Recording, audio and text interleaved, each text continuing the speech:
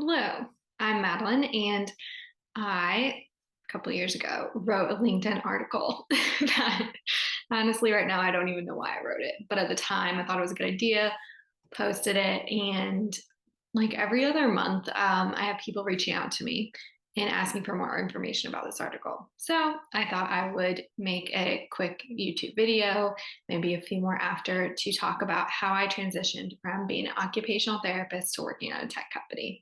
Um, I originally went to school for health and human physiology for my undergraduate degree, and then I got a master's in occupational therapy from the University of Mary.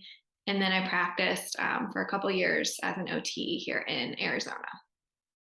So as I was practicing, I honestly just didn't love what I was doing on the day to day. It's nothing against the field of OT. It just personally wasn't for me. There were things that I wanted out of my career, out of my life, that didn't match up to that field.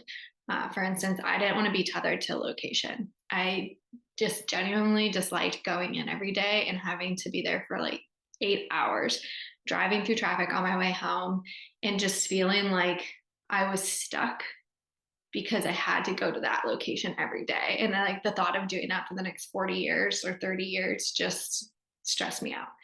So that was one thing. Another thing was the career progression. I am someone who doesn't like doing the same thing day to day. I don't like monotony. I want to switch things up.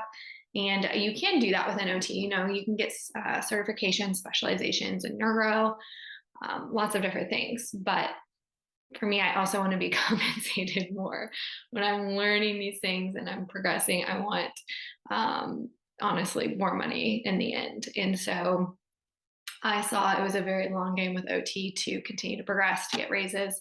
And I wanted to try new things, learn new things, and continue career progression at a much higher pace than what that field could have given me.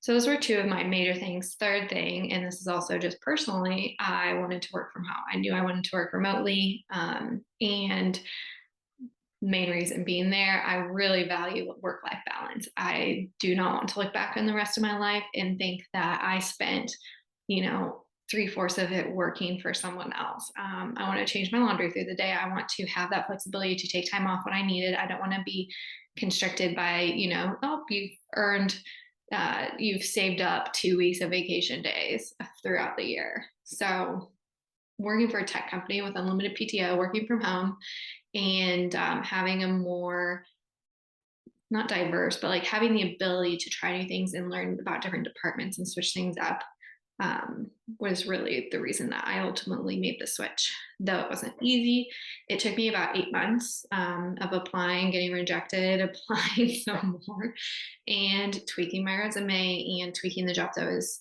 applying for, trying to find different alternative routes to find jobs that were listed. Because a lot of times, if you go through Indeed or even LinkedIn, you'll find that it'd be like, oh, 200 applicants already applied for this job. Well, me, without any relative experience or relevant experience, I just had a hard time getting my foot in the door. So that was a journey in itself. Ultimately, I did get a company to take a chance on me, and it was one of the best decisions of my life was to switch.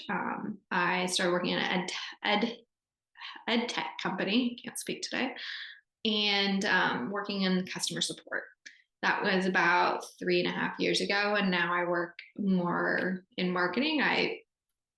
Back up just a second. Started out in customer support, got involved with operations there and affiliate marketing and a few other things. It was a very small company, so I was able to learn a lot about a lot of different departments and things that go on behind the scenes at a tech company. And then I got into affiliate marketing, and now I work more in content marketing and I'd say even more like marketing analyst type things. So definitely kind of crazy how and where I wound up, but I couldn't be happier. And that's kind of my story on how I transitioned from OT to tech, to now marketing, which is still in the tech space. I still work at a tech, smaller tech company.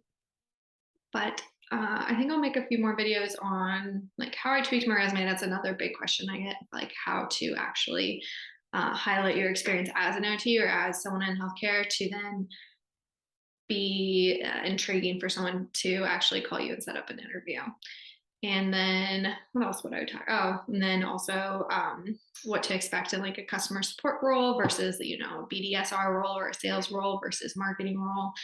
So you can really find out what you're interested in and where you want to ultimately pursue a career. So if that resonates, like, subscribe. If not, thanks for watching my rant.